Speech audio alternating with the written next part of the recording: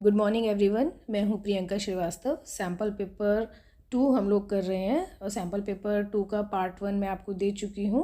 ये sample paper 2 part 2 है हमारे पास। पार्ट 1 में हम लोगों ने एमसीक्यूज देखे थे। पार्ट 2 में हम लोग देखेंगे वेरी शॉर्ट क्वेश्चन। शुरू करते हैं इसको। What is mean by culture diversity? Why is India considered to be a very culturally diverse country? कि हमें कल्चर डाइवर्सिटी मतलब सांस्कृतिक विविधता का तात्पर्य बताना है, मीनिंग बताना है इसका यहाँ पर हमें।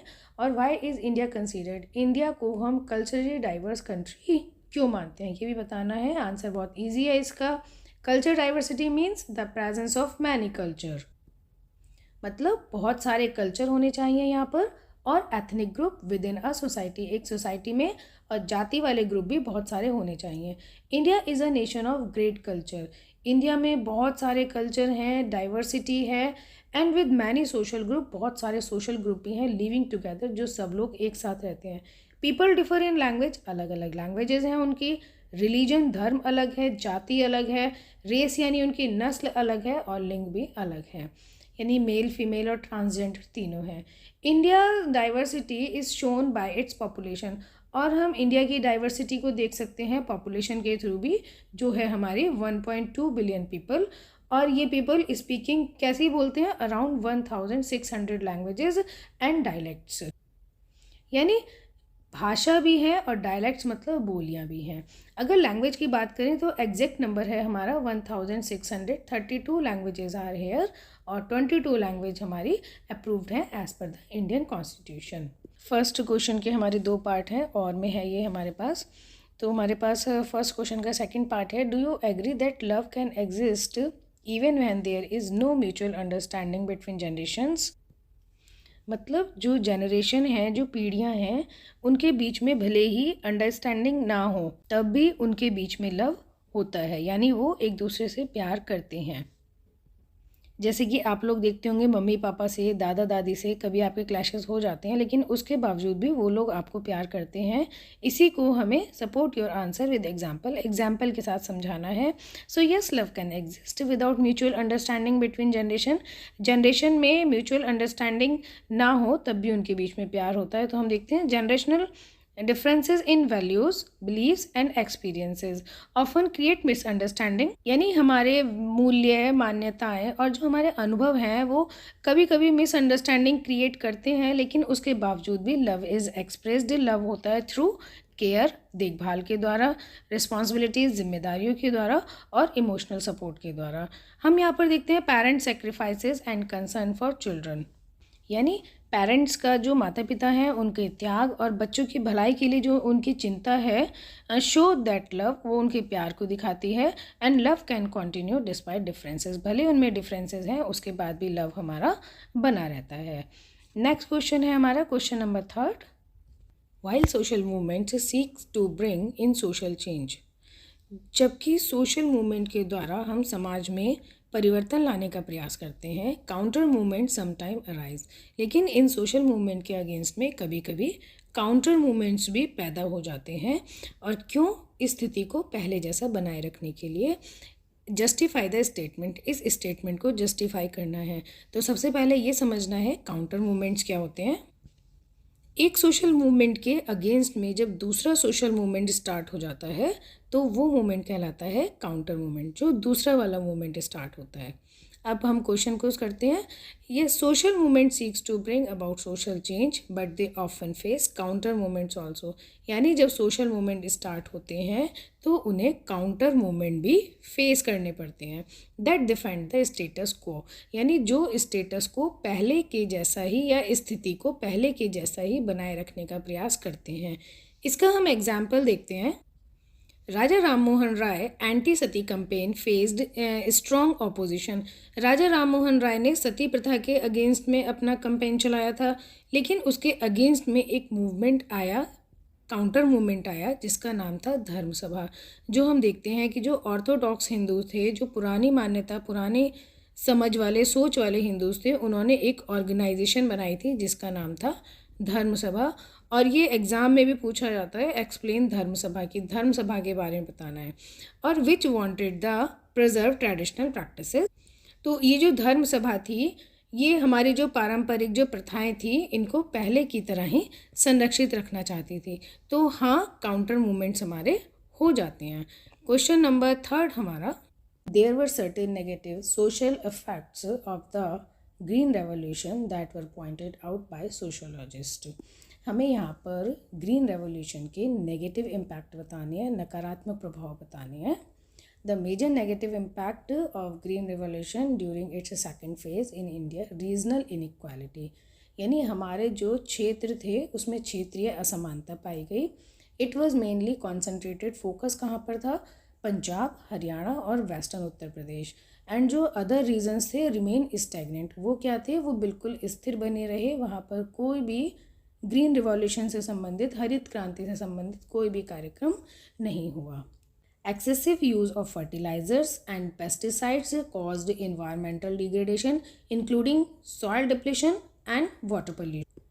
यानी अत्यधिक मात्रा में उर्वरक और कीटनाशकों के प्रयोग से क्या हुआ?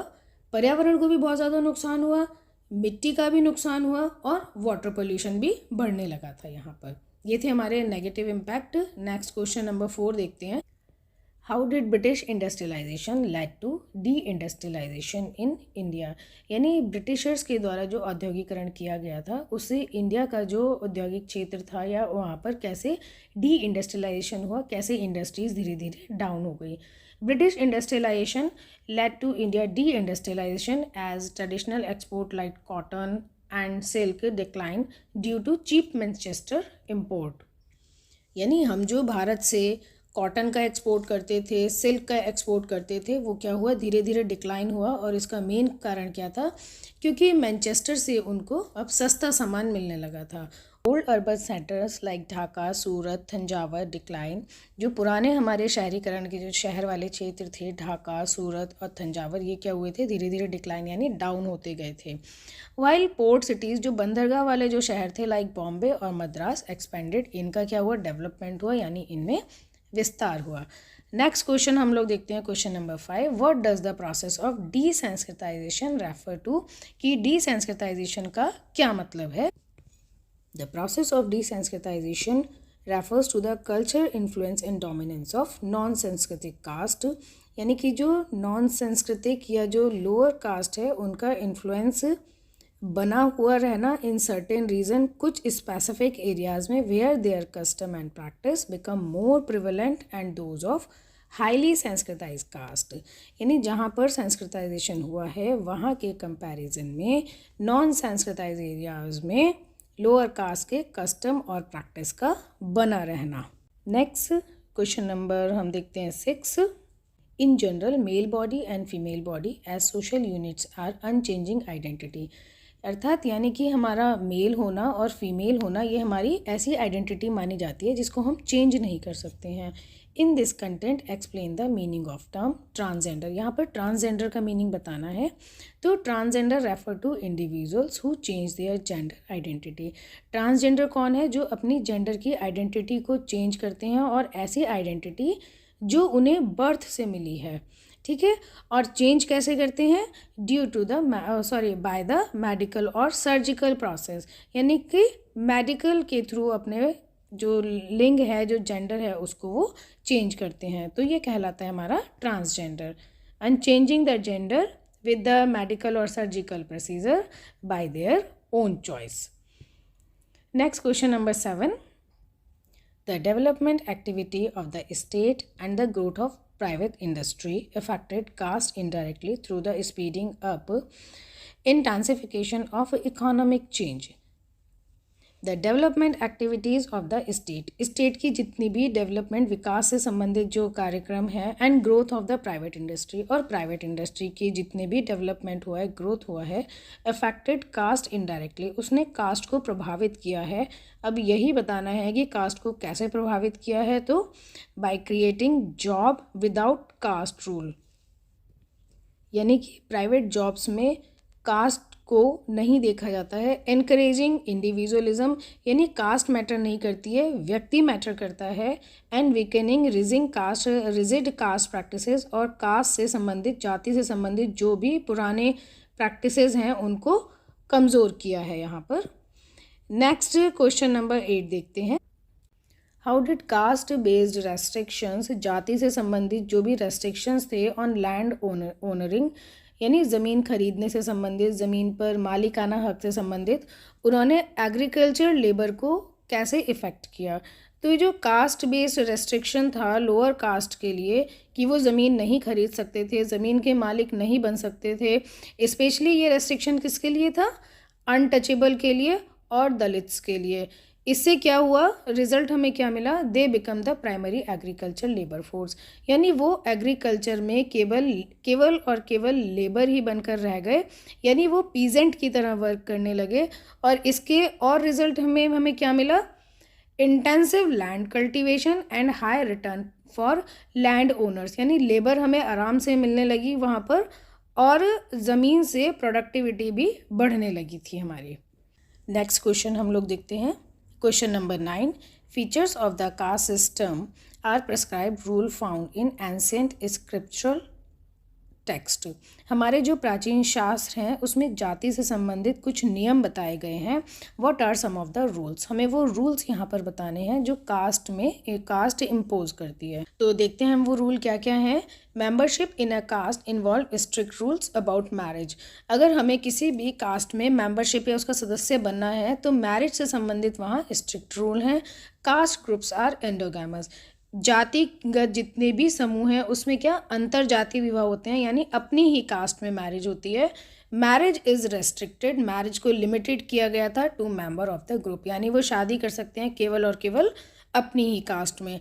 दूसरा रूल हम देखते हैं, caste membership also involve rules about food, खाने से संबंधित भी वहाँ पर रूल्स हैं। फूड शेयरिंग, फूड किनके साथ हमने शेयर करना है, what kind of food may be eaten, किस तरीके का हमें फूड खाना है, and who one may share food with is also specified, किसके साथ फूड शेयर करना है, कैसा फूड शेयर करना है, ये सारे रूल हमारे कास्ट सिस्टम में हमें प्राचीन शास्त्रों के द्वारा बताए गए हैं।